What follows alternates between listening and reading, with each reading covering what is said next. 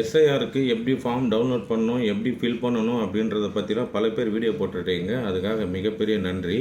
ஆனால் இன்னமும் எங்களுக்கெல்லாம் ஃபார்ம் வரல, வருமானம் தெரியல.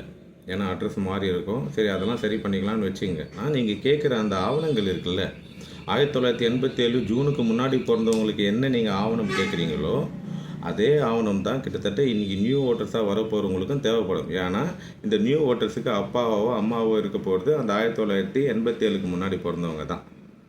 அவங்களுக்கு இருந்தால் தான் இவங்களுக்கு உண்டு அப்படின்ற நிலைமை இருக்குது. அப்போது அந்த 1987க்கு முன்னாடி இருந்தவங்க எத்தனை பேருக்கு இந்த அவேர்னஸ் இருந்திருக்குன்ற ஒரு பெரிய கேள்விக்குறி இருக்குல்ல. ஓட்டு போட வரத்துக்கே யோசிச்ச ஜனம் இது இப்போவும் யோசிக்கிற பல பேர் இருக்காங்க. அவங்களெல்லாம் தடுக்கிற ஒரு விஷயமாக தானே இது இருக்குது. அவங்களெலாம் தடுத்துட்டு நீங்கள் என்ன பண்ண போகிறீங்க? உங்களுக்கு தேவையானவங்களும் அங்கே ஃபில் பண்ணி ஓட்டு போட்டுக்க போகிறீங்க. இதானே? இதுக்கு தானே இங்கே போராட்டம் நடக்குது. இதானே சிஏஏ என்ஆர்சிக்கும் நடந்தது.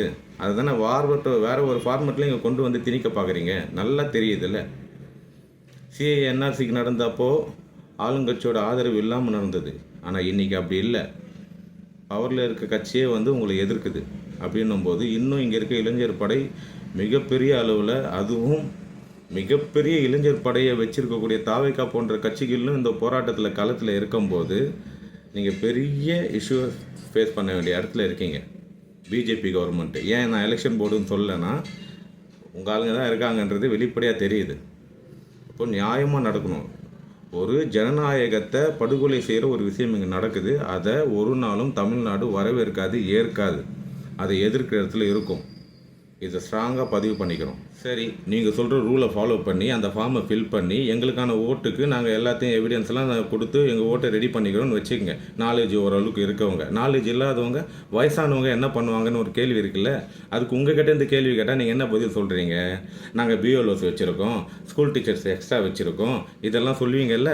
அவங்க களத்தில் போய் வேலை பார்க்குறாங்களான்னு தெரியுமா உங்களுக்கு? அதை ஃபாலோ பண்ணுறது யார்?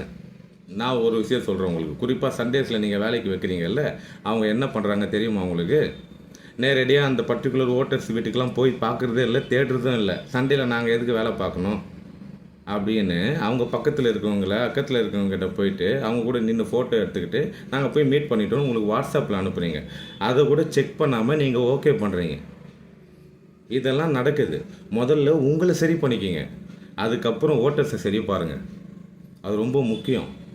இல்லைன்னா இன்றைக்கி நடக்கிற போராட்டத்தை விட மிகப்பெரிய போராட்டங்களை நீங்கள் சந்திக்க வேண்டியிருக்கும். நன்றி, வணக்கம்.